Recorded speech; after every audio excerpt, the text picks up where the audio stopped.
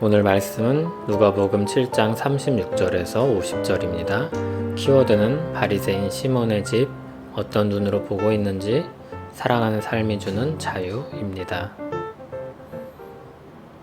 한 바리새인이 예수께 자기와 함께 잡수시기를 청하니 이에 바리새인의 집에 들어가 앉으셨을 때 그 동네에 죄를 지은 한 여자가 있어 예수께서 바리새인의 집에 앉아 계심을 알고 향유 담은 옥합을 가지고 와서 예수의 뒤로 그 발 곁에 서서 울며 눈물로 그 발을 적시고 자기 머리털로 닦고 그 발에 입맞추고 향유를 부으니 예수를 청한 바리새인이 그것을 보고 마음에 이르되 이 사람이 만일 선지자라면 자기를 만지는 이 여자가 누구며 어떠한 자 곧 죄인인 줄을 알았으리라 하거늘 예수께서 대답하여 이르시되 시몬아 내가 네게 이를 말이 있다 하시니 그가 이르되 선생님 말씀하소서.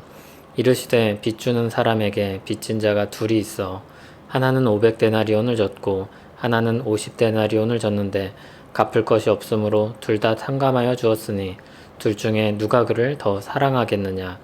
시몬이 대답하여 이르되 내 생각에는 많이 탕감함을 받은 자니이다. 이르시되 내 판단이 옳다 하시고 그 여자를 돌아보시며 시몬에게 이르시되 이 여자를 보느냐.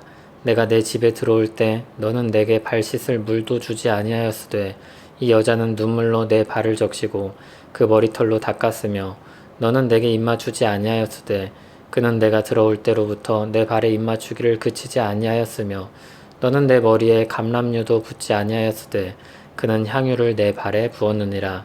이러므로 내가 내게 말하노니 그의 많은 죄가 사하여졌도다. 이는 그의 사랑함이 많음이라. 사함을 받은 일이 적은 자는 적게 사랑하느니라. 이에 여자에게 이르시되 내 죄사함을 받았느니라 하시니 함께 앉아있는 자들이 속으로 말하되 이가 누구이기에 죄도 사하는가 하더라. 예수께서 여자에게 이르시되 내 믿음이 너를 구원하였으니 평안히 가라 하시니라. 아멘. 하루는 예수님께서 바리새인의 집에 초청을 받아 가셨습니다. 그 집의 주인은 바리새인 시몬입니다.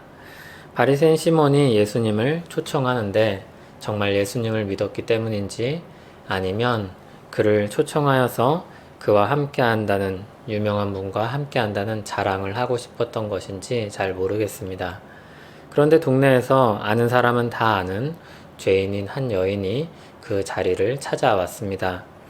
여인의 죄목은 알 수 없습니다. 본문에서 강조하지도 않습니다. 다만 다 아는 죄인이라는 것은 분명합니다. 그가 예수님의 뒤로 돌아왔습니다.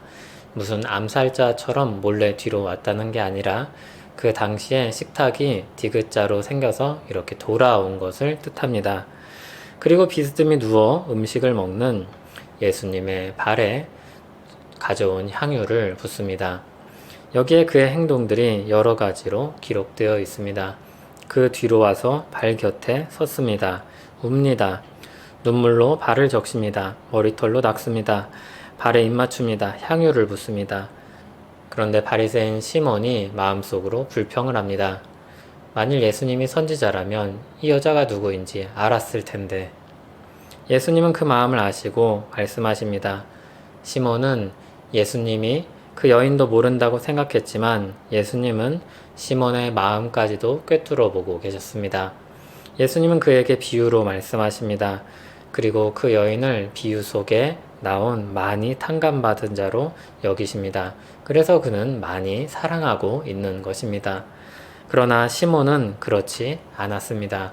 예수님은 그 여인의 죄가 사해졌다고 선언하십니다. 이미 용서하셨으나 사람들 앞에서 공식적으로 그에게 자유를 주신 것입니다. 악한 사람의 눈엔 모든 것이 악하게만 보입니다. 바리새인 시몬의 마음에는 예수님을 향한 믿음과 사랑이 없습니다. 그래서 예수님을 보는 눈이 다릅니다. 예수님은 어쩌면 자신을 높이기 위한 도구에 불과했을지 모르겠습니다.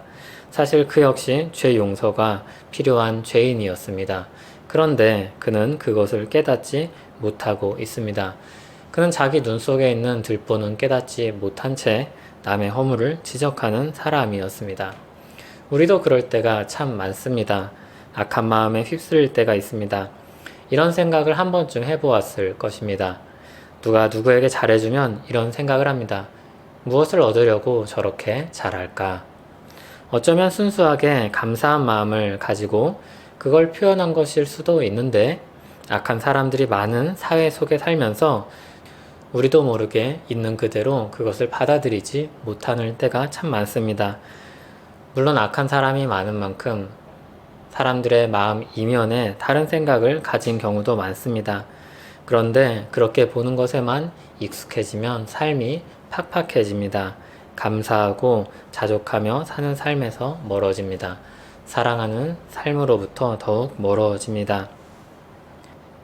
이해관계로만 연결된 사람들 속에서 살면 굉장히 피곤할 수밖에 없습니다.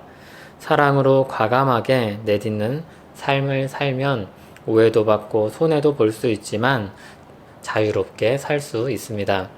오늘 말씀의 여인처럼 못마땅한 시선을 받을 수도 있습니다.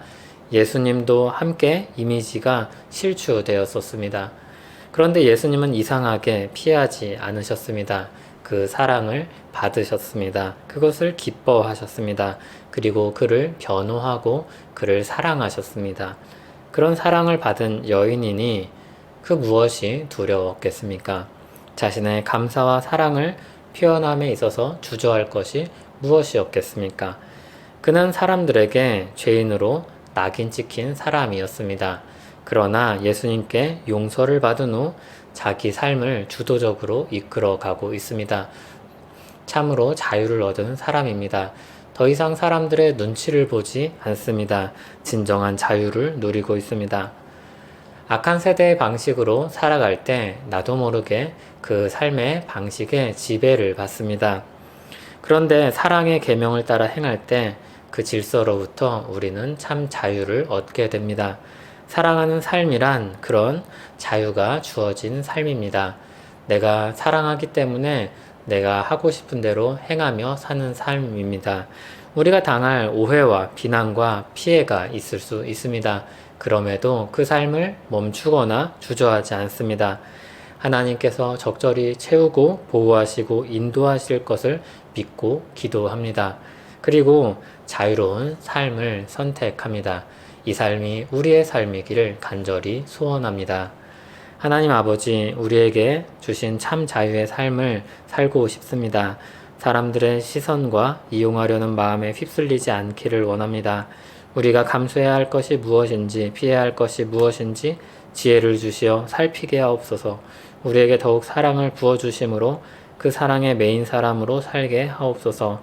예수님 이름으로 기도합니다. 아멘.